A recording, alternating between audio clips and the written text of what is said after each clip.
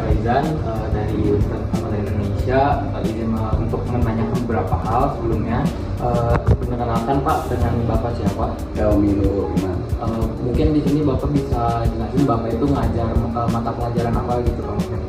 Bapak di SMA Negeri Tanjung Sri sekarang mengajar mata pelajaran pendidikan Pancasila di kelas 10. Di kelas 10 ya.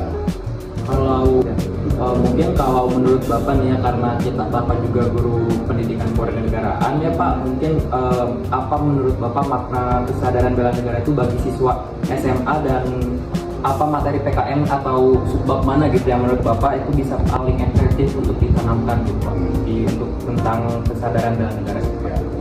Untuk kesadaran bela negara itu memang sangat kompleks ya, terutama karena mata pelajaran pendidikan Pancasila itu bukan hanya belajar hanya di level SMA saja. Mungkin kita pernah belajar juga dari mulai tingkat SD, SMP, SMA, bahkan perguruan tinggi juga kan udah termasuk ke dalam mata kuliah dasar umum juga. Nah, untuk kesadaran bela negara itu memang ada di subbab 3 ya, ada di subbab 3 untuk pendidikan Pancasila di kelas 10. Bahkan di kelas 10 juga ada di subbab yang keempat untuk bela negara. Nah, untuk kesadaran, menanamkan kesadaran bela negara itu kita bisa melihat dari hal yang terkecil ya, misalnya satu, melaksanakan upacara bendera tiap hari Senin, itu juga salah satu upaya bela negara.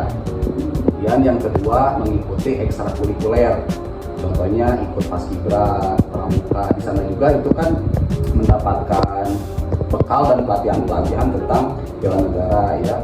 Kemudian mungkin kalau tadi kan kayak upacara bendera yang tadi kayak membela gitu, mungkin Bapak sendiri ada nggak kalau kayak metode yang paling sering digunakan untuk dalam pembelajaran mereka yang dalam integrasi bela negara gitu Pak?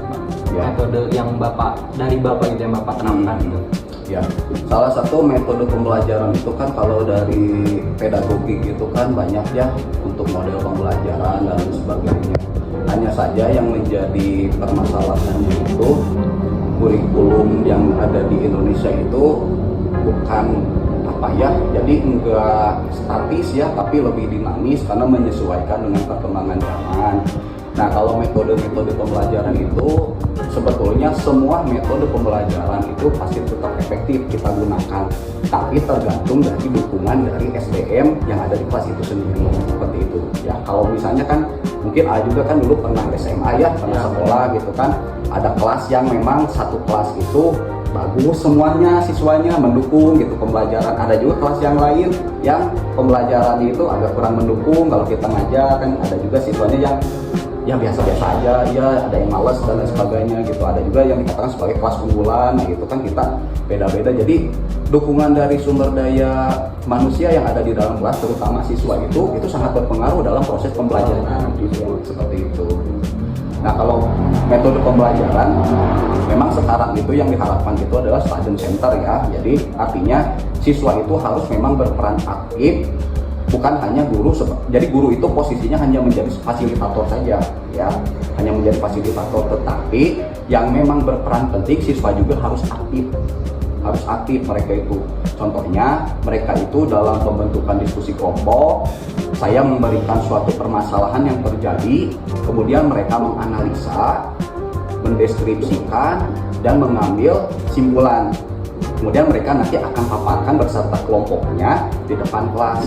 Jadi mereka itu nanti melakukan pemecahan masalah itu salah satu metode yang sangat efektif. Kenapa? Karena mereka semua yang ada di dalam kelompok itu terlibat aktif ya dalam memecahkan suatu permasalahan gitu. Jadi metode seperti itu yang saya kira selama pembelajaran di kelas itu semua siswa yang ada di dalam satu kelompok itu semuanya ikut aktif ya, ada menerapkan musyawarahnya. Betul, ada musyawarahnya, kemudian ada nilai-nilai gotong royongnya, kebersamaannya ya gitu. Nah, itu salah satunya.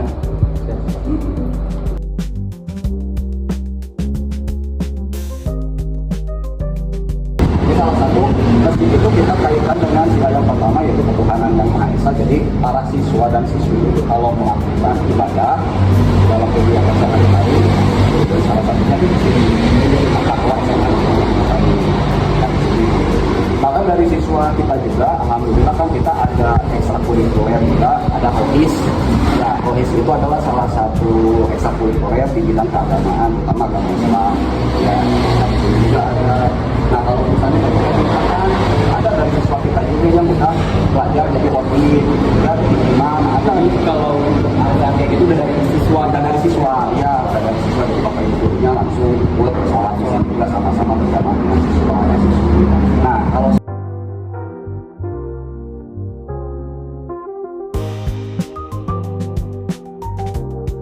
kalau misalnya kita kaitan dengan nilai-nilai kelas 2 kemanusiaan yang adil dan beradab, nah di sini tuh mereka tuh dengan lapangan itu dipergunakan dengan berbagai macam program ya.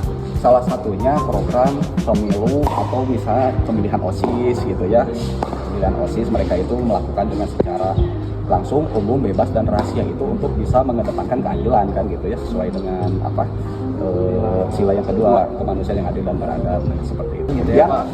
Kemudian lapangan ini juga ada kaitannya dengan Persatuan Indonesia, salah satunya kita mengikuti upacara ya di sini upacara bendera.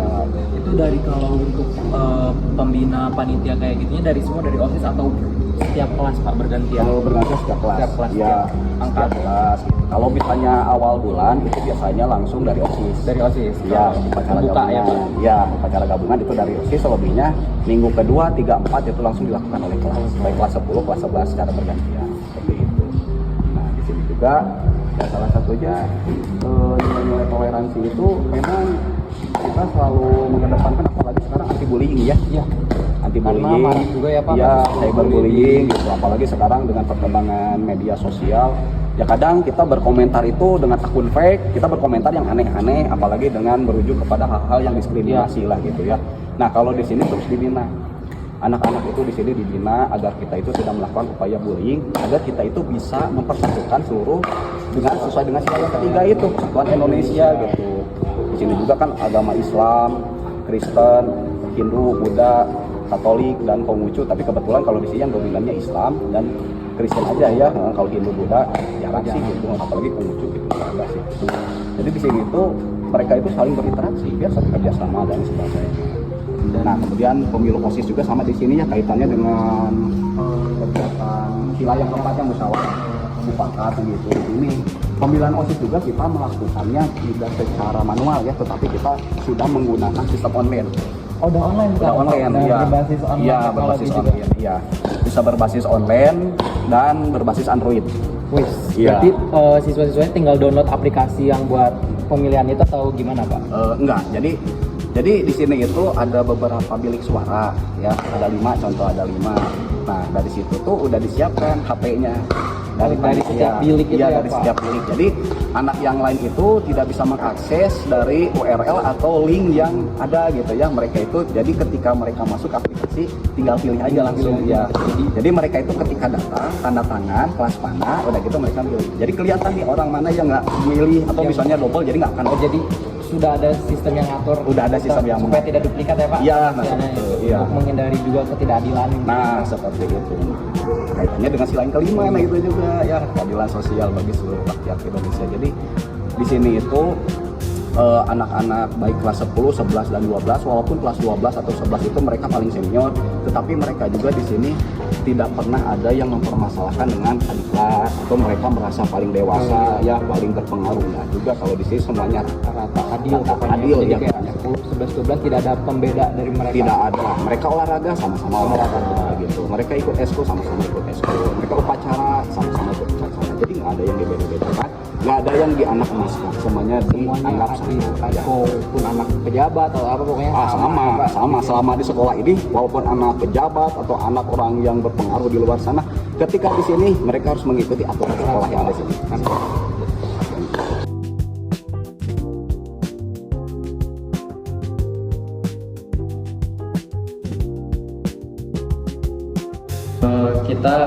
Kita mau menanyakan ini Pak, apa kendala yang Bapak hadapi dalam menanamkan nilai bela negara ini gitu Pak, baik bagi siswa ataupun kurikulumnya, waktunya, fasilitas ataupun bahkan media sosial yang tadi menurut Bapak ada sudah itu, bagaimana Bapak cara mengatasi kendala tersebut gitu Pak? Ya, Jadi kalau kendala itu pasti selalu ada ya, apalagi menanamkan bela negara di era modernisasi saat ini gitu.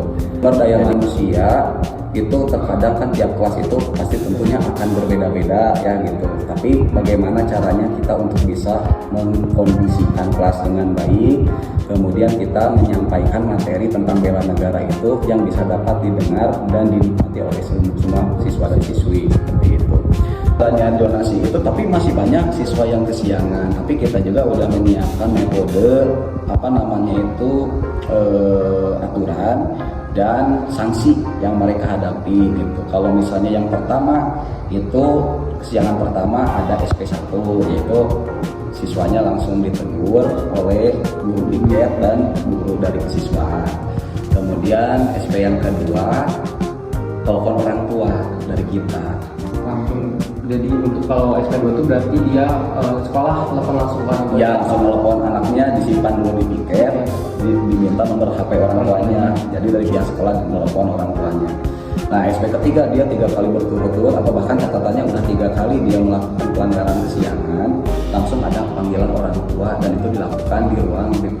Ya, gitu. Jadi mereka itu nanti akan dari pihak sekolah menyiapkan surat pernyataan agar siswa tersebut bisa dapat dikondisikan oleh orang tuanya. Itu di atas materi loh.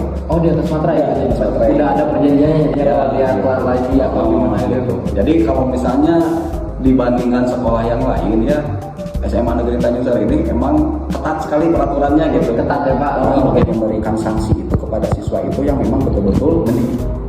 Yang mendidik beres-beres. Jadi bukan cuma sekedar meluapkan kayak provisi gitu ya Pak? Ya enggak, tidak seperti itu, tidak pernah kami lakukan dan kita hanya melakukannya ya seenggaknya mendidiklah untuk dia gitu.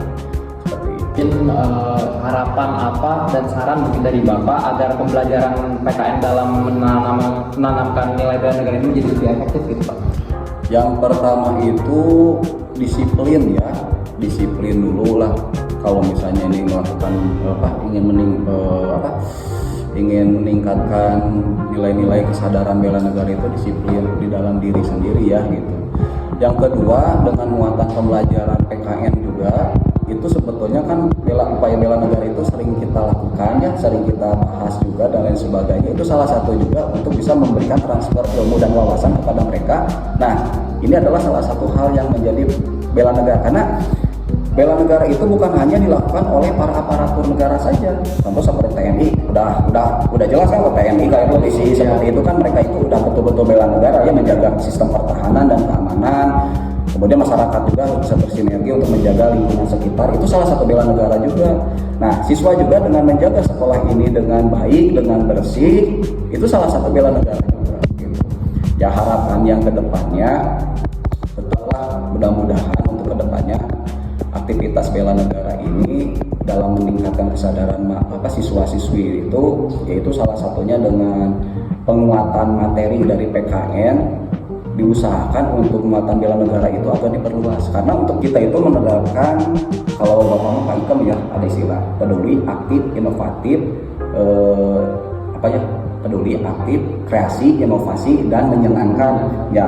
Nah, program itu yang saya selalu lakukan dan alhamdulillah dengan memuat suatu pembelajaran yang saya sampaikan kepada mereka itu, alhamdulillah mereka menerimanya dengan baik. Juga jadi kayak merasa senang belajar, senang gitu ya, senang, bahagia. Kalau yang tidur pasti ada, yang tidur ada, yang nggak fokus ada. Cuman bagaimana caranya kita juga harus aktif. Jadi Bapak Ibu guru itu bukan hanya diam di meja saja, tetapi kita memang menjadi fasilitator di depan. Kalau misalnya ada siswa yang memang kelihatan lelah, tidur dan sebagainya, saya hampiri, datangi langsung, kemudian dia itu terbangun dan kembali lagi harus fokus seperti itu.